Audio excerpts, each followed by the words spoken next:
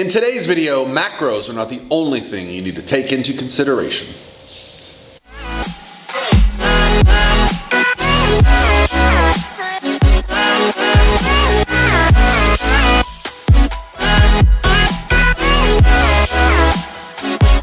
All by myself.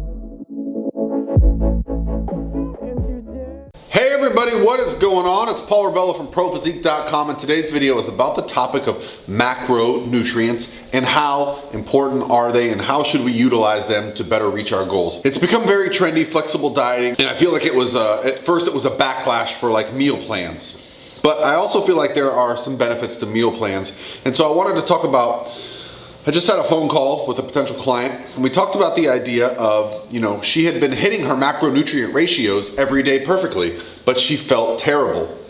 So, if you hit your macronutrient ratios perfectly, but you feel terrible, well, what's the next step? Well, then we gotta start to look at the other things that play an important role. Meal timing and food selection, okay?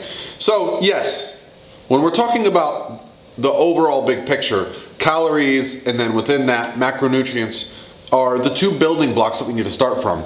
But beyond that, you can't have the same macronutrients and the same approach for every single person.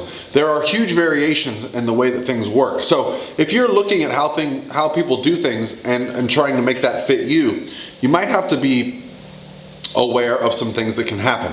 So let's talk about the first thing. The first thing that I look at when someone tells me that they're hitting their numbers but they feel they have low energy or they're bloated is I start to look at the food selection that they have chosen. People who have been dieting on low calories for a long period of time tend to start to shift to what I call voluminous eating. That means they choose foods that have higher volume. Well, why do we do this? Well, it's a great idea. Higher volume foods take up more room on your plate, take up more room in your stomach, so you can eat a less calorie dense meal, but feel satiated, feel fuller, because the food volume is higher. Well, what happens when we start adding calories to someone's diet who's already eating a high volume food? Well, if they choose the same foods, if they say, well, I got an extra 20 grams of carbs this week, I'm just gonna up my broccoli intake, I'm just gonna up my quinoa intake, whatever thing that you're eating that is not too easy to digest, well, that can slow down the rate of digestion. And when you slow down the rate of digestion,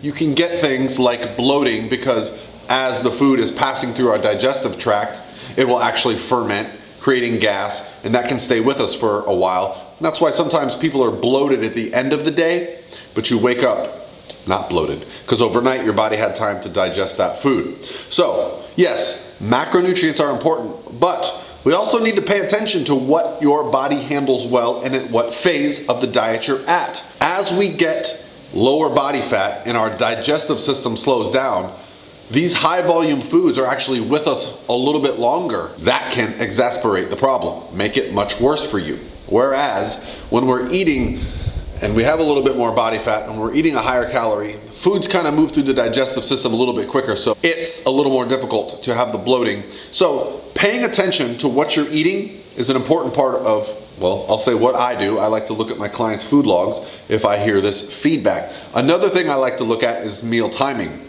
So yes, again, calories, most important.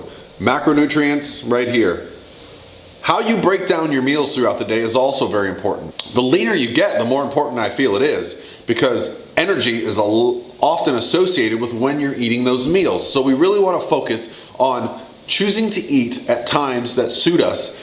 And I don't like macro hoarding or saving all of your macros for 1 or 2 meals at the end of the day. This itself can create eating disordered behavior, digestive issues, and when we're dealing with digestive issues, one thing that's potentially coming up is the malabsorption of nutrients. So just because you consume something does not mean that it gets digested and absorbed into the bloodstream, okay? It has to be digested properly. Eating too much in one sitting might interfere with that. And if you are noticing discomfort or bloating, there is a chance that you're getting some malabsorption. So it starts to look more like what we used to preach years ago, smaller meals throughout the day. Why do smaller meals throughout the day benefit you? Well, when you eat something smaller, your body is able to handle it and digest it in a quicker fashion and move on to the next meal. Now, I'm not suggesting you need 7 small meals per day, but it might help you if you're only eating 2 or 3 times a day to add a 4th meal if your calories start to get higher. Whatever it is for your goals, I just don't want you guys to get stuck thinking you have to do something just like somebody else does. You are your own individual, unique person, okay? And with that means different life stress, different digestive issues. We all have a unique metabolic rate. We all have a unique lifestyle. So all these things need to come into account when we're talking about what's going to be successful for you. It's not just your macronutrients, okay? As a coach, I have to go beyond that. I have to dig deeper oftentimes. Yeah, sure, sometimes I can send people their macronutrients, give them some timing goals and some rough estimates of some food choices that might make sense for them, and they're off and running. But other times you gotta dig deeper. Today was one of those cases, and I just wanted to share with you that yes, there are other variables besides just macronutrients. All right, guys, that's gonna be it for me today. I gotta get to the gym. I got a date with my wife tonight, and I'll talk to you guys.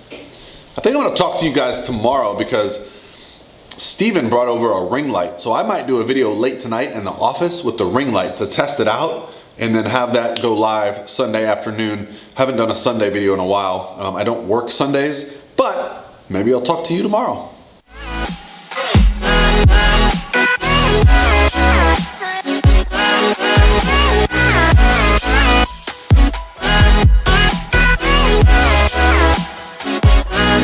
By myself.